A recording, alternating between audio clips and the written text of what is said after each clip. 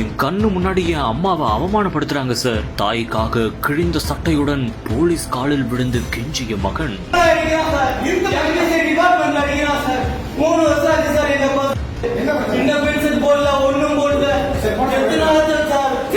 எல்லாரும் போட்டு அடிக்கிறாங்க சார். கலெக்டர் ஆபீஸ் வந்து போலீஸ் ஸ்டேஷன் வரைக்கும் அடிக்கிறாங்க சார். என்ன சார் இது? கலெக்டர் ஆபீஸில் இளைஞரின் சட்டையை கிழித்து தாக்குதலா? என்ன சார் கவர்மெண்ட் இது?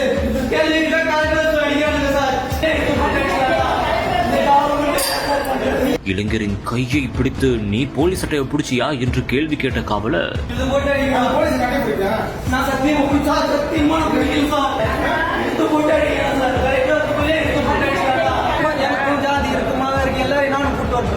என்ன செய்வதென்று தெரியாமல் பதறிப்போன தாய் ஆன் ஸ்பாட்டில் ஓடோடி வந்த முக்கிய ஆபீசர். எல்லாரும் போட்டு அடிக்கிறாங்க சார். கலெக்டர் ஆபீஸ் வந்து போலீஸ் ஸ்டேஷன் வரைக்கும் அடிக்கிறாங்க சார். என்ன சார் இது?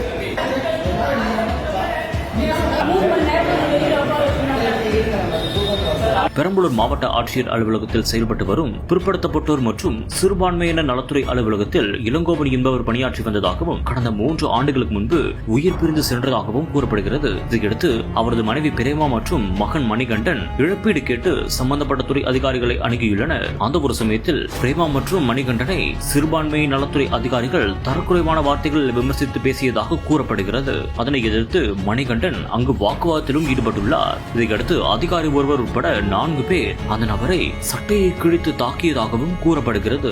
இதனால் அங்கு பெரும் பரபரப்பான ஒரு சூழல் உருவாகியுள்ளது. பின்னர் அதிகாரிகள் மணிகண்டனை அழைத்து சமாதானம் பேசும் முயற்சியில் ஈடுபட்டதாகவும் கூறப்படுகிறது. அப்போது மணிகண்டன் ஆன் ஸ்பாட்டில் வாக்குவாதம் செய்த காட்சி சமூக வலைதளங்களில் பெரும் பரபரப்பை ஏற்படுத்தியிருக்கிறது. பாதிக்கப்பட்ட நபர் தன் தரப்பை குற்றச்சாட்டாக முன்வைத்திருக்கிறார். இதுகுறித்து குற்றம் சாட்டப்பட்டவர்கள் தரப்பில் விசாரணை செய்தால் அவர்கள் தரப்பும் தெரியவரும்.